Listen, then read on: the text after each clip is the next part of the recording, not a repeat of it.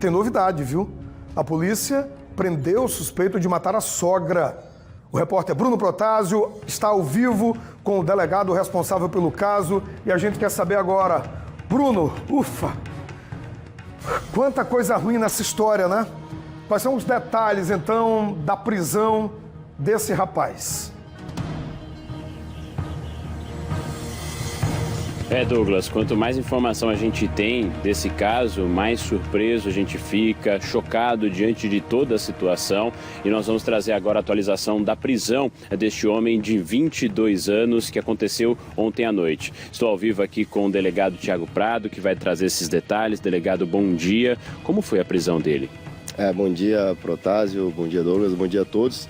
Então, a Polícia Civil continuou realizando diversas incursões e buscas, né, para prender o principal envolvido nessa trama criminosa. Quando então, ontem, no final da noite, identificamos que ele estava na casa de parentes, mas precisamente em uma residência situada lá no bairro Jacintinho, né? Quando então ele foi identificado e foi trazido aqui para a Delegacia de Homicídios, onde então foi autuado em flagrante delito pelo crime de feminicídio, pelo crime de ocultação de cadáver e também pelo crime de corrupção de menor, uma vez que ele cometeu um crime, uma infração penal, ou seja, um homicídio, em concurso, em conjunto com a menor infratora. O que ele falou? Já foi interrogado no momento da prisão? O que ele disse em relação ao caso? Em seu interrogatório, ele confessou a prática da infração penal, alegou que havia conflitos constantes com a vítima, que é a mãe da sua namorada, e que, inclusive, no período de carnaval, houve uma briga entre eles, inclusive chegou a quebrar toda a residência, quando então a mãe da vítima disse que não queria mais vê-lo dentro da sua própria casa. Pois bem, então, na sexta-feira, dia 1º de março, acreditando que a vítima iria chegar em sua residência, também lá no Jacintinho, por volta das 10 horas da noite, ela antecipou o retorno e chegou às 20, quando então se deparou com este infrator lá dentro da residência. Nesse momento, eles entraram em conflito, quando então, tanto o namorado da vítima, o namorado da filha da vítima, né, o genro, portanto, da vítima, e a adolescente infratora decidiram assassinar a senhora Flávia dos Santos Carneiro. Então ele disse que contou com a ajuda da sua namorada, a qual conteve os braços e pernas da sua mãe, e enquanto ele aplicava um golpe de mata-leão, a jovem pegou uma faca, segundo relatos do próprio interrogado, e passou para ele, quando então ele começou a golpear a vítima. Identificamos aproximadamente 20 golpes de faca na região do crânio, do pescoço e do tórax, o que foi suficiente então para causar a morte da senhora Flávia. O depoimento da filha dela com o depoimento dele batem essas informações, delegado? Sim, há algumas contradições, uma vez que ele tenta alegar ali e emplacar uma tese de legítima defesa. Ao que se percebe, uma história cobertura ensaiada entre eles para justificar uma barbárie dessa, o que obviamente não se justifica. Já vista que a vítima ela foi golpeada, como disse, por mais de 20 golpes de faca. Então isso extrapolou e muito eventual legítima defesa. Outro sim, ouvindo diversos familiares e outras pessoas, nenhum deles apontou uma atitude agressiva, um histórico de agressividade por parte da vítima. Muito pelo contrário, sempre dizendo que era uma pessoa amável, muito bem querida no seu local de trabalho. Ela exercia a profissão de garçonete em um restaurante da parte alta da cidade. Então nada justifica. O que a gente observa é uma motivação de um casal, né, que não estava mais aceitando essa rejeição da mãe, e aí então, em comum acordo, decidiram assassiná-la. E, além do mais, não demonstrou arrependimento, uma vez que os dois permaneceram com a vítima dentro da geladeira por 5 dias. A adolescente infratora, inclusive, alega que se passou pela mãe para não despertar, né, a suspeita de ninguém. Ela utilizou o WhatsApp da mãe, né, para se comunicar, alegando justamente para que ninguém suspeitasse disso. Então, são comportamentos que demonstram que eles tiveram a intenção, realizaram um crime e também não se arrependeram.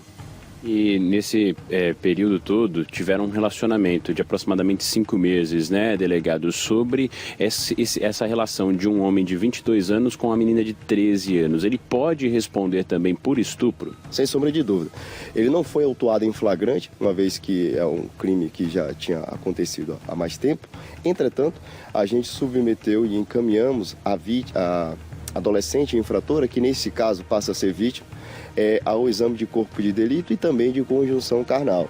Quando então constatada essa materialidade, ele passa a responder também em um outro inquérito policial pelo crime de estupro de vulnerável. Questionamos a vítima, inclusive, em seu depoimento, se o autor, o seu namorado, portanto, tinha conhecimento que ela era menor de 14 anos e ela respondeu que sim, que ele sabia que ela tinha apenas 13 anos de idade, mas que ainda assim, enfim, iniciaram esse relacionamento e tiveram relações sexuais. Delegado, o Douglas tem uma pergunta para fazer. Douglas, fique à vontade. Ok, Bruno, muito obrigado. Doutor, bom dia, muito obrigado pela entrevista. Com toda a sua experiência, doutor Tiago, o senhor já viu tanta maldade de frieza em uma pessoa de apenas 13 anos em comum acordo com um rapaz maior de idade, tramar, executar a mãe dessa forma?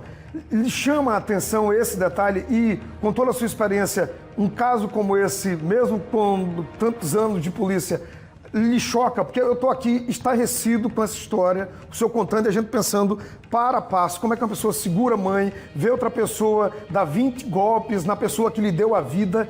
Ela é de uma frieza tamanha, absurda, né, doutor? Isso, Douglas, destacando essa parte final aí, a frieza da adolescente em seu depoimento. É simplesmente de arrepiar a gente observar a narrativa em seu depoimento, demonstrando, né, como foi a ação, como foi a agressão, como foi que eles realizaram a compactação do corpo, né? O corpo foi amarrado, enrolado em um lençol, colocado na geladeira, isso tudo dito com muita tranquilidade. É um caso, sem sombra de dúvida, estarrecedor e marcante, né? A gente recorda aqui que algo semelhante a isso, eu só recordo aqui o caso da Susana von Richthofen, que junto com o seu namorado, né, os conhecidos irmãos cravinhos, o seu namorado e o irmão, o seu cunhado, no caso, assassinaram os seus pais e depois desovaram o corpo. Em mais de 20 anos, a gente não recorda de um outro semelhante, em que uma jovem de apenas 13 anos se associa ao seu namorado e executa a mãe, empacota o corpo, coloca dentro da geladeira, aguarda 5 dias para desovar o cadáver. É realmente algo estarrecedor. Delegado, agradeço pelas informações sobre o caso. Então agora ele está preso, vai responder pelos crimes e também deve responder pelo estupro, uma vez que é um homem de 22 anos tendo relações, inclusive sexuais, com a menina de 13 anos e todos os detalhes que foram revelados de uma história extremamente chocante. Volto com você, Douglas. Bruno, muito obrigado pela entrevista, ao delegado também por nos receber a nossa equipe a essa hora. Já você volta com mais detalhes aqui no Balanço Geral Alagoas. Gente, é de cortar o coração essa história. Não tem quem não soube dessa história, não fique chocado dizendo quem?